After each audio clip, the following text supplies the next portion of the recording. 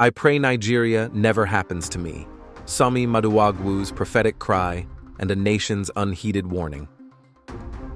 In a single tweet, Somtochukwu Christelle Maduagwu, known to millions as Sommie, distilled the quiet dread of a nation.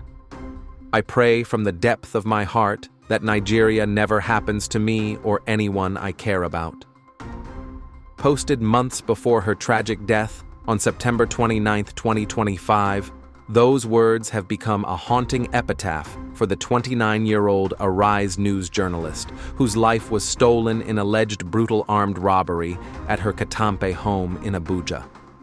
Sommie's statement, raw and resonant, wasn't just a personal fear. It was a piercing indictment of Nigeria's systemic failures, a plea that reverberated across social and beyond, exposing the perils that stalk even the nation's brightest stars. Born on December 26, 1995 in Enugu, Sommie grew up steeped in Igbo resilience, the third of 5 children in a family where education and integrity were non-negotiable. Her law degree from the University of Nigeria in Nsukka was a foundation, but journalism was her calling. At Arise News, she transformed evening bulletins into compelling narratives, her sharp intellect and warm delivery making her a household name. Off-screen, she was a mentor, a friend who organized newsroom jollof rice runs, and a covert ally to activists, slipping tips to those fighting for women's rights in Nigeria's volatile north. Colleagues dubbed her the Beacon for her ability to illuminate truths in a country often cloaked in corruption's fog. Sommie's life was a bridge between worlds. A 2022 fellowship in London earned her dual citizenship, and she fell in love with the Thames's calm and the freedom of rainy anonymity. Yet, Nigeria's fire drew her back. In 2025, she settled in Katampe, Abuja, planning a November wedding to her fiancé Chidi and a 30th birthday bash filled with makossa and laughter. Her latest project, an exposé on urban insecurity, was set to challenge Nigeria's complacency. But her tweet, that raw prayer, hinted at the fear she carried, that the nation she loved might betray her. The tweet that foretold tragedy. I pray Nigeria never happens to me. To Nigerians, the phrase needs no translation. It's the fear of a nation where systemic dysfunction, corrupt policing, fuel shortages, unchecked crime can snuff out lives without warning.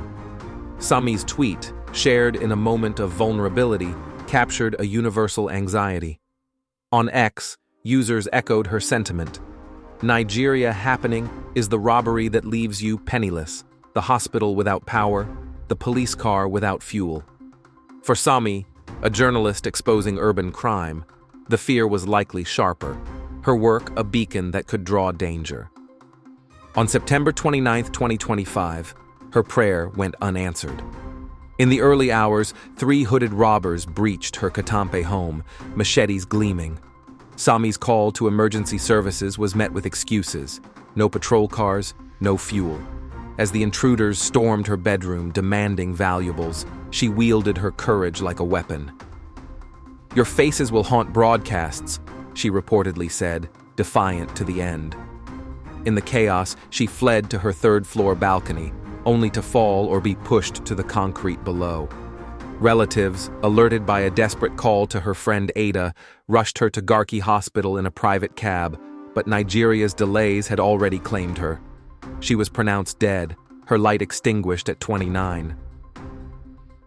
The tweet resurfaced hours after her death, retweeted thousands of times, each share a stab of grief and rage.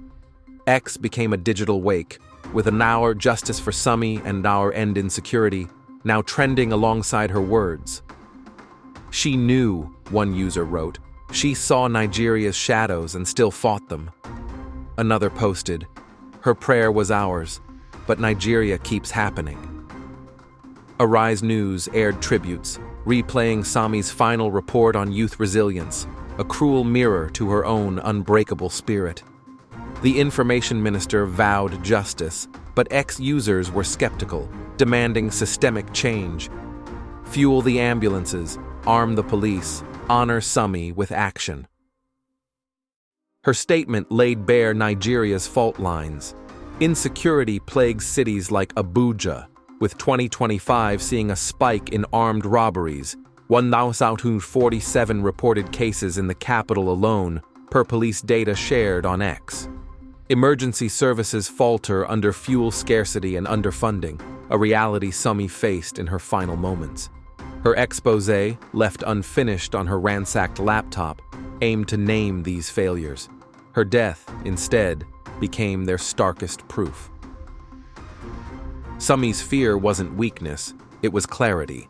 She saw Nigeria's potential and its peril, choosing to fight for the former despite the latter. Her fiancé, Chidi, clutched her engagement ring, vowing to carry her dreams. Ada's eulogy cut deep. Sommie prayed Nigeria wouldn't happen to her, but she never stopped trying to fix it. We owe her that fight. The Sommie Fellowship, launched by young journalists, will train women to wield truth as she did, ensuring her voice echoes. Her tweet, once a prayer, is now a challenge. Petitions flood the National Assembly, demanding fuel reforms for emergency services and community patrols in Katampe. On X, Sommie's prayer trends, alongside calls for accountability. Her words have ignited a reckoning, a demand that Nigeria stop happening to its people. As her colleague vowed at her graveside, reading her unfinished exposé, "We'll finish your story, Sommie. Nigeria won't silence you." A prayer unfinished. Somtochukwu Christelle Maduagwu's tweet was more than a fear, it was a warning, a mirror held to a nation's soul. Nigeria happened to her, but her legacy demands it happen no more. From the ashes of her loss, a movement stirs, one where truth-tellers are protected, where ambulances arrive, where no one prays to survive their homeland. Sommie's light endures, not in the silence of her grave, but in the fire of those who carry her words forward. Family Writers Press International.